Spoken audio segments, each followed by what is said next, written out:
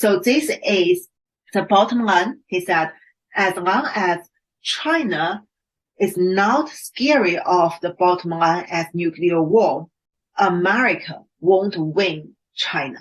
This is a conclusion.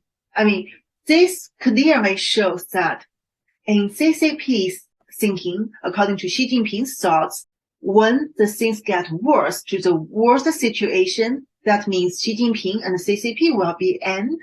So China would conduct the nuclear war against America. And they have already prepared how to hide, just Xi Jinping, just the main leaders, hide with their nuclear capacities. And so if America fight back, and CCP will put the things to kill all the Americans. They don't care about mankind at all. They don't care about the earth will be destroyed at that time.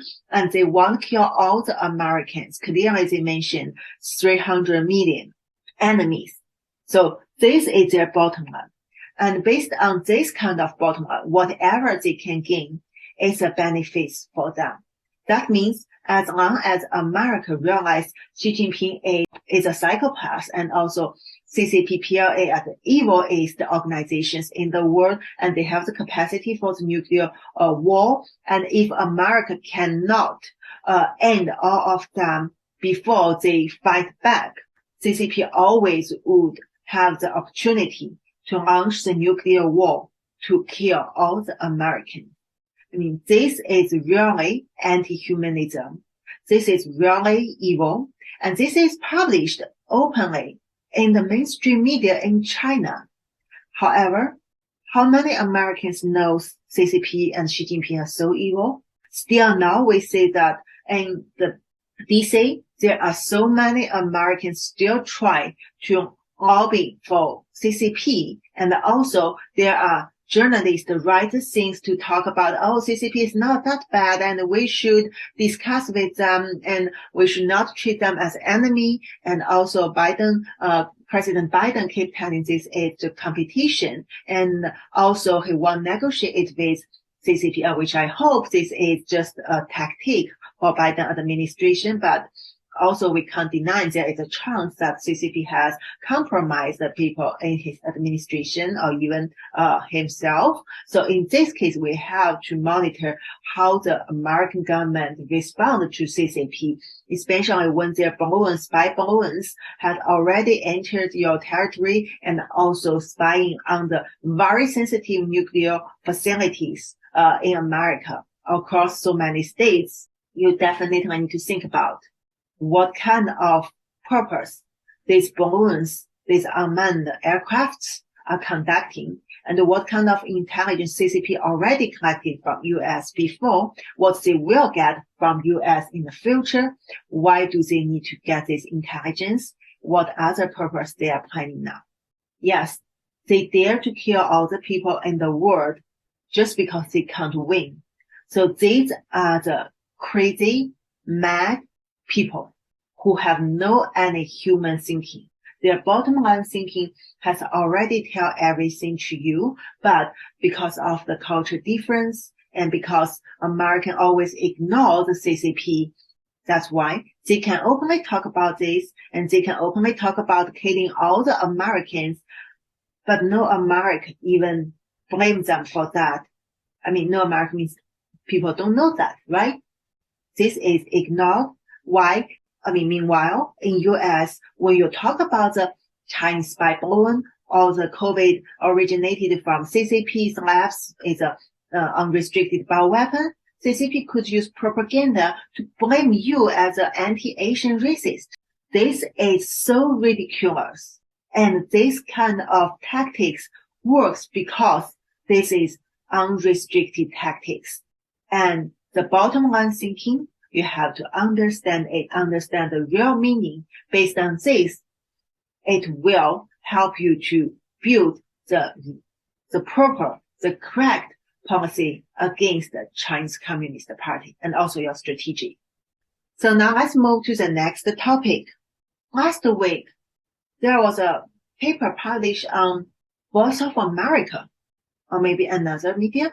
Anyway, it talked about that the American government has some officials told the journalists that there are many, over thousands or even tens of thousands CCP's members, PLA's members, military members came to America, infiltrate as agents to conduct the missions, and many of them come through the south border.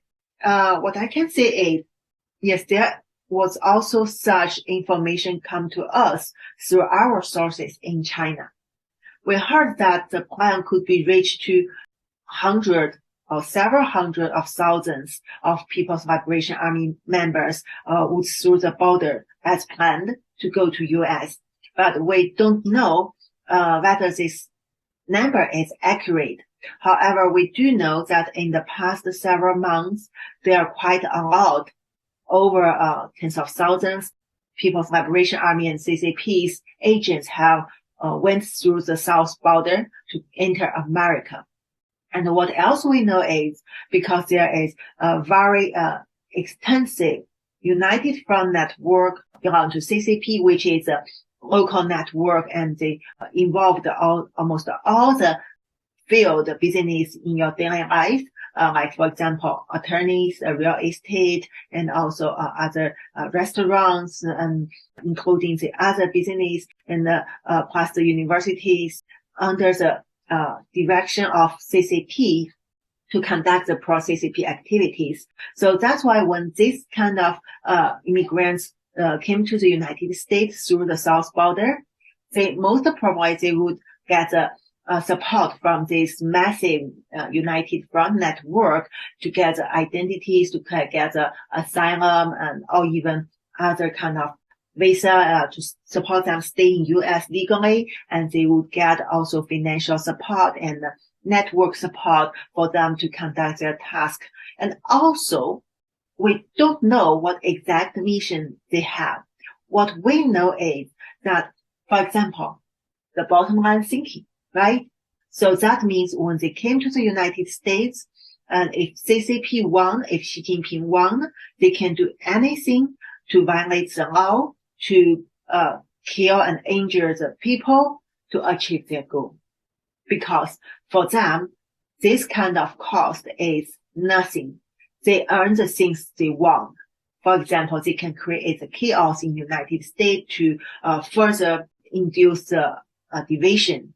And also they could, for example, create the Antifa, this kind of activities, protests to disturb your society.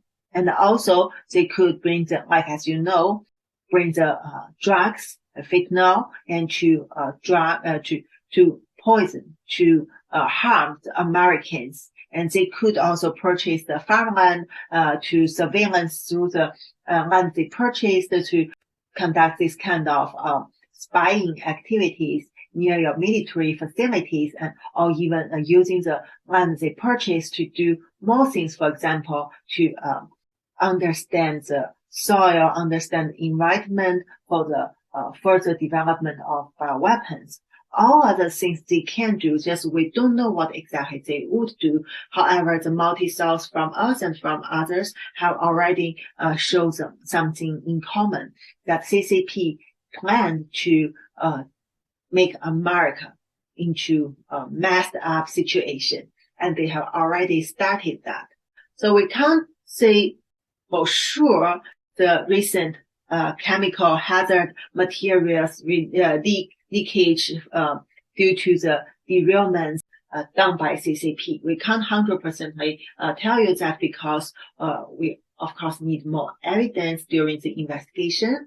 But when you say the daily derailments happen like that, and also the trunk accident in the railway and the massive shooting, do you feel that the frequency is too high? Do you feel that this kind of things suddenly happened? Don't you feel suspicious about all these accidents? So just to remember, CCP has spent a lot of efforts in studying Americans and American society. For example, there was even a paper in 2016 to 2017 in China. The researchers analyzed artificial factors in the derailment accidents in U.S. and they try to understand how much the derailment happened in U.S. are related to the artificial factors and how these artificial factors works, and also how the American government or the related department will respond to that. So why China give money to researchers to study this kind of social problems in U.S. And I don't think U.S. derailment will be such a big problem even for China to study it, right? So this is something definitely you should ask. Why? And also how many others this kind of research were done, and what kind of information CCP get from this kind of studies, and anything related to the derailment happening almost daily in U.S. now, and also whether this is related to CCP's agents in United States. You all need to ask that. And when we talk about this kind of situation, I want to introduce another Chinese concept to you. This is based on a real ancient story in China. It's called Tianji horse racing. That is before, almost 2,300 years ago, there was a king. He had a horse racing with a smart person named Tianji. And the people who will get best of three will win the race. So the king had three types of horses. The fast one, the medium one, and the slow one. And also Tianji, the person, have three types of horses too. The fast horse, the medium horse, and the slow horse. So how to get the best of three? Then Tianji has an idea. He used his slow horse to compete with the king's fast horse. Of course, he will lose. But the second game, he used his best horse to beat the king's medium horse. And in the last game, he used his medium horse to beat the king's slow horse.